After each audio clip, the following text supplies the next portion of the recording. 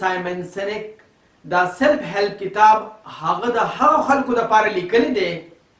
چې خپله زندگی ښه کول غواړي یا نور خلک با اثره جوړول غواړي یا د نورو کامیابو شخصیاتو د کامیابونه زده کړه وکړي او خپل شخصیت با اثره جوړول غواړي. دا هغه خلک دي چې خپل ژوند د یو غټ مقصد دپاره تیرول غواړي. د خدای دپاره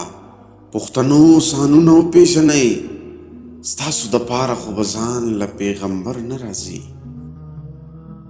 اوورویو آف سټارټ وذ وای د ولې نه شروع د کتاب جایزه. شروع د ولې نه په موضوع باندې د سایمن سینک دا سیلف هیلپ کتاب هغه د هغو خلکو دپاره لیکلی دی چې خپله زندگی ښه کول غواړي یا نور خلک با اثره جوړول غواړي یا د نورو کامیابو شخصیاتو د کامیابونه زده کړه وکړي او خپل شخصیت با اثره جوړول غواړي. دا هغه خلک دي چې خپل ژوند د یو غټ مقصد دپاره تیرول غواړي. د سایمن سینک وینا ده چې خلک تاسو له څیزونه دې دپاره نه اخلي چې تاسو څه جوړوئ، بلکې خلک څیزونه دې دپاره اخلي چې تاسو دا څیز ولې او د کوم مقصد دپاره جوړوئ. سایمن سینک په خپل دې کتاب کې دا دوه جملې بار بار ویلي دي. اصل اهمیت د دې خبرې دی چې تاسو کم یو کارم کوئ نو هغه ولې کوئ او د کوم مقصد دپاره یې کوئ، او دا د دې نه ډېر زیات اهم ده چې تاسو څه کوئ او څنګه یې کوئ. اگر چې دا یو ساده تصور دی خو ډېر طاقتور او با اثره تصور دی. ولې یعنې وایې زمونږ د لیمبیک برین سره خبرې کوي او د دې حصې ذمهواري دا ده چې دا زمونږ جذبات کنټرول کوي او د دې په نتیجه کې ولې فوراً خلک متاثره کی او هغوی په دې خبره باندې رضا کی چې هغوی تاسو فالو کی یا ستاسو څیز واخلي. د ولې نه مراد ستاسو مقصد او یقین دی، یعنې سحر وختي تاسو د کوم مقصد دپاره د بسترې نه پاسئ. سایمن سینک وایي چې تاسو له پکار دي چې تاسو خپل مقصد په واضحه ټکو کې ولیکئ. د سایمن سینک وای دا ده چې خلک متاثره کول د دې دپاره چې هغوی په هغه څیزونو باندې عمل کولو ته تیار شي کوم څیزونه چې د هغوی د زړه خواهش وي. د سایمن سینک دا یقین دی چې هغه پراډکټس او سروسز چې د دغې کمپنۍ د جوړېدو د مقصد نه متاثره وي، د هغوی پراډکټس او سروسز د هغه کمپنو د پراډکټس او د سروسز نه ډیر زیات کامیاب وي د کومو کمپنو وجود چې په وټ یعنې په څه او په هاو یعنې په ولې باندې جوړ شوي وي. عظیم لیډر خلک د عمل کولو دپاره رضا کوي او تیاری، او هغه لیډران چې خلکو ته د خلکو د ژوند مقصد ورښودی شي نو هغوی په اصل کې خلک متاثره کولی شي. ولې چې د دې تعلق اصل کې د اندروني تاثر سره دی نه چې د بهر مراعاتو او فایدو سره. او کم خلک چې متاثره شي نو هغوی بیا د زړه نه او په شوق سره کار کوي او دوی بیا د مراعاتو پروا نه ساتي، نو هغوی بیا د مصیبت برداشت کولو دپاره او د عام قیمت نه په زیات قیمت ستاسو څیزونه او سروسز اخیستلو دپاره هر وخت تیار او رضامند وي. او کم خلک چې د متاثره کولو صلاحیت لري نو هغوی خپل فالوورز پیدا کولی شي. کله کله دا د ووټر او د سپورټر په شکل کې هم کیدی شي او دا د کسټمر او د امپلای په شکل کې هم کیدی شي، او بیا دا ټول فالوورز د خپل ځان نه ما سوا د نورو خلکو د خیر ښېګړې دپاره کار کوي. دې دپاره نه چې هغوی له داسې کول پکار دي، بلکې دې دپاره چې هغوی د زړه نه داسې کول غواړي. په دې پوره کتاب کې سایمن سینک اپل کمپنی، د مارټن لوتر کینګ جونیئر او د رایټ برادران مثالونه د یو کامیاب لیډر په توګه باندې بیان کړي دي. ولې چې دوی د خپل چارپیرچر خلک د خپل وای یعنی مقصد نه متاثره کړي وو. د اپل کمپنۍ وای یعنی مقصد د جمود ختمول دي او د ډاکټر کینګ وای یعنی مقصد د انساني حقوقو د تحریک په ذریعه سره امریکا بدلول دي او دغه شانته د اورول او ویلبرټ رایټ برادران مقصد په هوا کې الوتلو دې لپاره نه چې نوم یا پیسو ګټي بلکې دا د هغوی د زړه خواهش او اول اخر دا ټول خلک په خپل مقصد کې کامیاب شو. په یو لحاظ سره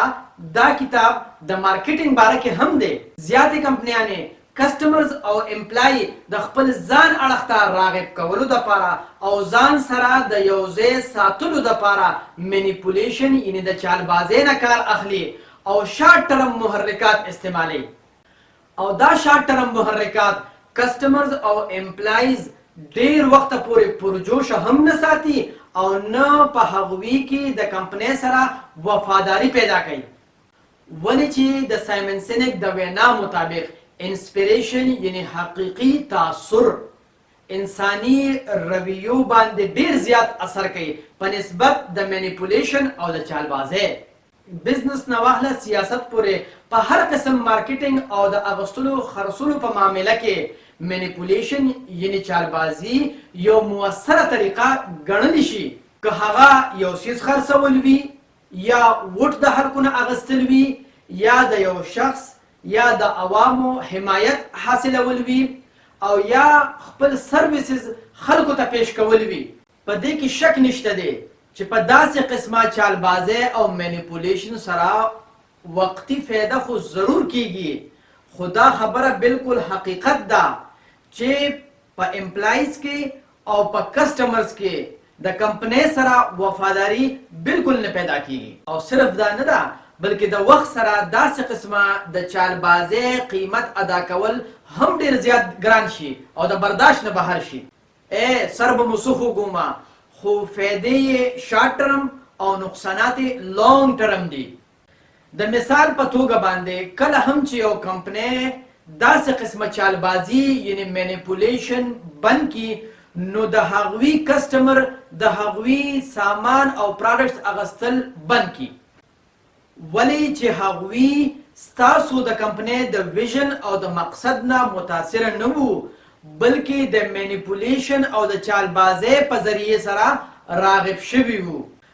او بل اړخ ته ستاسو امپلایز هم په بې زړه سره کار کول شروع کی ولی چې هغوی هم متاثره شوي نه وو ستاسو د ویژن نه بلکې د مراعاتو او د سهولیاتو په بنیاد باندې هغوی راغب کړي شوي وو او دغه شانتې د هغوی په کارکردګۍ باندې هم اثر وغورځېږي او اول اخر د کمپنۍ او د ادارې زوال شروع شي. سایمن سینک وایي چې د کار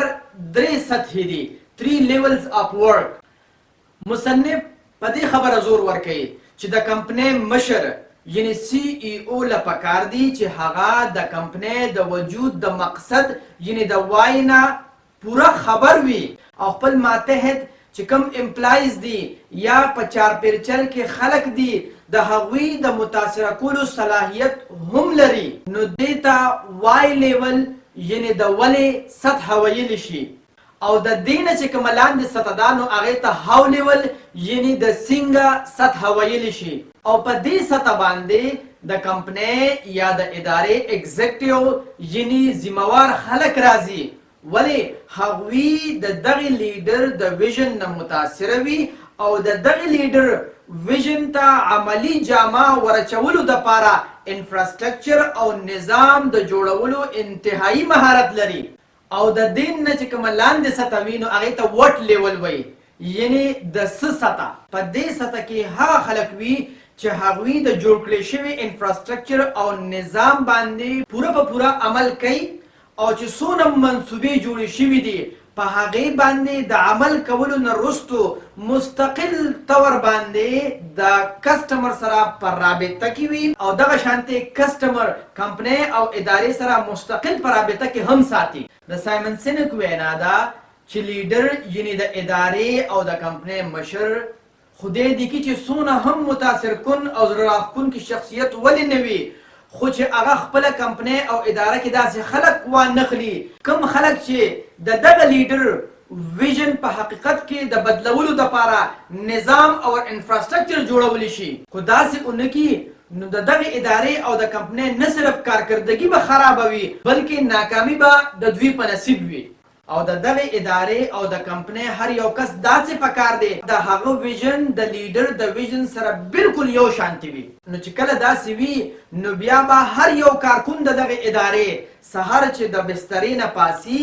نو په یو جوش او جذبې سره به پاسي او د کار دپاره به بېقراره وي نو کو په حقیقت کې داسې نه وي نو بیا د دغه ادارې او د کمپنۍ په کوم یو کس کې چې دا جذبه نه وي نو هغه له پکار دي چې دغلته جاب نه کوي بلکې لاړ شي او داسې ځای کې ځان له جاب وګوري په کوم ځای کې چې د هغه وای یعنې مقصد پوره کیدی شي نو هله به داسې کیږي چې هر ورځ هغه کله د بسترې نه پاسي نو په یو جوش او جذبې سره به پاسي او د کار دپاره بېقراره او کله چې هم د کار نه واپس کور ته راشي نو انتهایی مطمئن به وي ولې به مطمئن نه وي ځکه چې هغه به دا محسوسوي چې نن ورځ هغه د یو خاص مقصد لاندې تېره کړله سایمن سینک وایي کله هم د یو ادارې یا د یو کمپنۍ وای یعنی مقصد چې مبهمه شي نو بیا د هغې ادارې او کمپنۍ زوال شروع شي او هغه د والمارټ مثال ورکوي چې د والمارټ مالک سیم والټن د خلکو د خیال ساتلو دپاره په ارزان قیمت باندې د څیزونو خرڅولو دپاره دا مارټ جوړ کړی و او د هغه دا خیال و چې کله هغه د خلکو خیال ساتي نو خلک به بیا هم د هغه خیال ساتي د هغه د مرګ نه پس دا مقصد او وای انتهایی مبهمه شوه او خبره تر دې راورسېده چې امپلای سره د بد اخلاقۍ په بنیاد باندې هغوی د کمپنۍ سره قانوني کارویانې شروع کړې د سایمن سینک وینا ده چې صرف پیسه د پوره ژوند مقصد نشي ګرځېدی او دغه شانتې په دې مقصد سره شروع شوی کاروبار هیڅکله هم کامیابېدی نشي او نه تر ډېر وخته پورې چلیدی شي او دې کتاب زه په دې سوچ باندې مجبوره کړم چې زه کم یو کار هم کومه نو اول زه دا فیصله کومه چې دا کار زه ولې کوم او ما ته دا پوره یقین دی چې دې نه پس تاسو به هم دا سوچ کوئ چې کم یو کار کوئ نو هغه ولې کوئ ځکه چې تاسو څه کار هم کوئ چې د هغې په مقصد باندې پوره توجه ورکړی شئ ستاسو د کتلو یو جهان مننه